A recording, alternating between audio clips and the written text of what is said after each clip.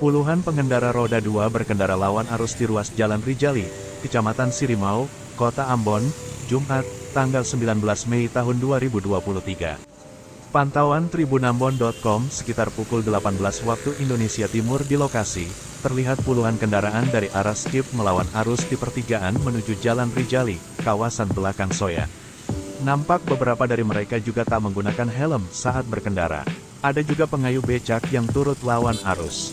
Hal itu pun seringkali menyebabkan kendaraan dari arah belakang Soya terpaksa menurunkan laju kendaraannya. Bahkan beberapa kali sempat terjadi kemacetan di pertigaan tersebut. Salah seorang pengendara, Alfaji Payapo mengaku pengendara yang lawan arus sering menyebabkan kecelakaan.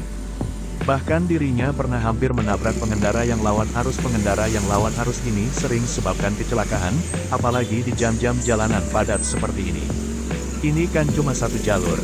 Beta juga waktu itu hampir tabrakan di sini, ucapnya kepada tribunambon.com, Jumat, tanggal 19 Mei tahun 2023. Dikatakan, banyak pengendara lawan arus lantaran tak ada polisi lalu lintas yang berjaga. Ini kalau seng ada polisi berjaga seperti sekarang ini memang banyak yang lawan arus, cetusnya. Dirinya berharap agar ada petugas kepolisian yang berjaga agar tidak ada pengendara yang lawan arus.